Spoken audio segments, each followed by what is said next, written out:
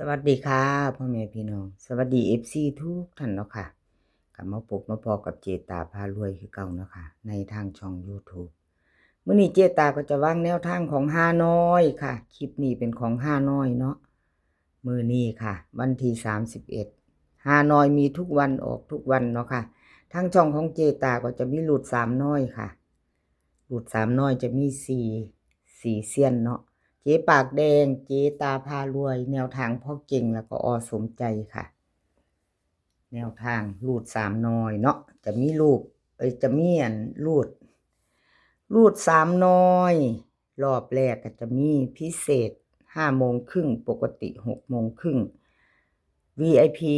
1:30ค่ะรูด3น้อยช่องของเจตา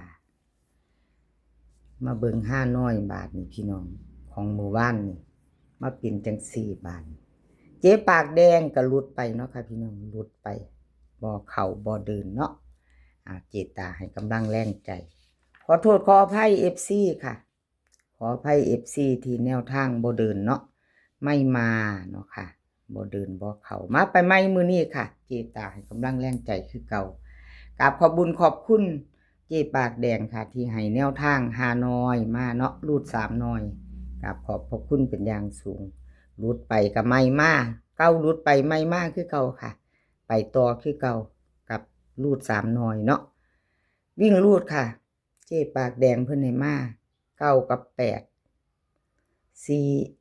2ตัว4หาง4หางค่ะ2ตัว9 5 9 4 8 0 8 1ค่ะเบิ้ล9 9 8 8 3ตัว3หางค่ะ9 8 1 8 5 9 8 8 0ค่ะวิ่งรูดล่อง9เด่น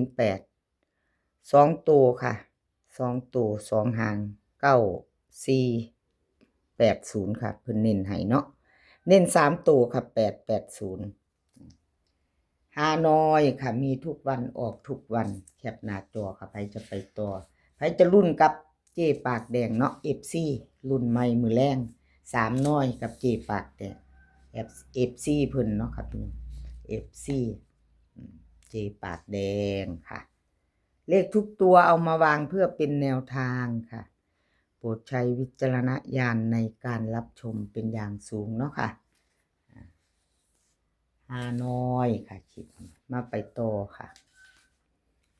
แนวทางพ่อเก่งแนวทางพ่อเก่งก็รูดไปคือกันค่ะรูดไปขอโทษขออภัย FC เนาะพี่น้อง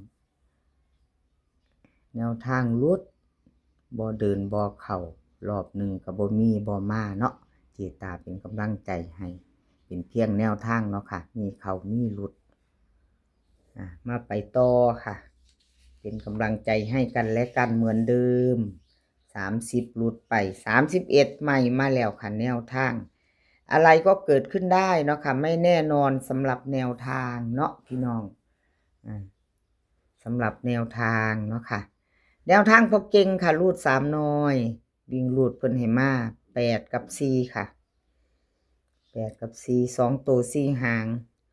98 87 40 41ค่ะเบิ้ล88 44 3ตัว3หางค่ะ840 441 004วิ่งรูดเด่น4ร่อง8ค่ะเด่นตัวเดียวคือ4หางเดียวค่ะพอเก่งให้มา40เน้น2ตัวหางเดียวพิจารณาเบิ่งพี่น้องเบิ่งเพิ่นให้ตัวเดียวให้หางเดียวเอาหางเดียว3ตัว840พิจารณาไว้พี่น้องเพิ่นให้อย่างละหางทั้ง3ตัวถึง2ตัวเนาะแนวทางพอเก่งเกิดขึ้นได้เป็นไปได้ค่ะสำหรับแนวทางมาลุ้นกันใหม่ไปต่อ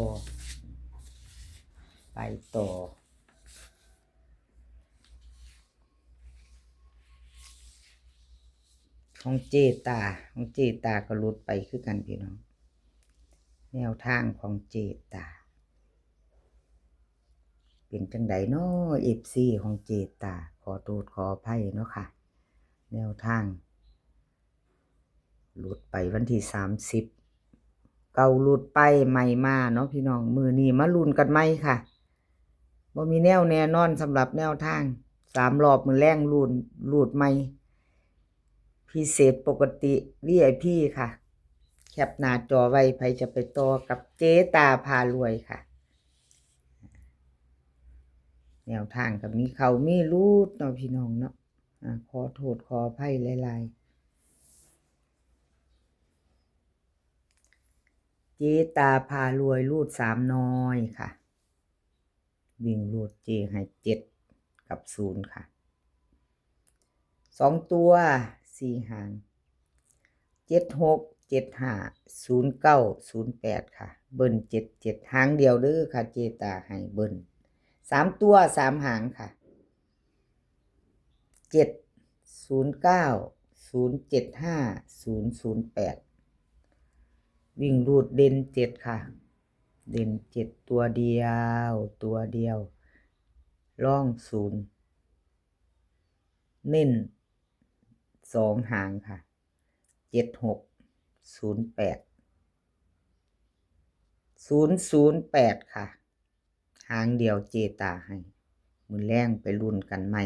รูด3น้อยกับเจตาเนาะค่ะรูด3น้อยแคปหน้าจอไว้คันไผจะไปต่อกับเจตาพิจารณาเบิ่งไปซ่อมแนวทางเจตาก็นะทาง5น้อยคือเป็นจังซี่ว่าติเป็นแบบนี้ล่ะค่ะพี่น้องตามที่เห็นชัดเจนเนาะ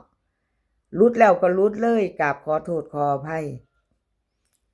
ซอกหาสูตรใหม่ๆเนี่ยนะเจตาว่าติซอกอยู่ค่ะหาอยู่ก็ทำออกมาอยู่เนาะพี่น้องเนาะแนวทาง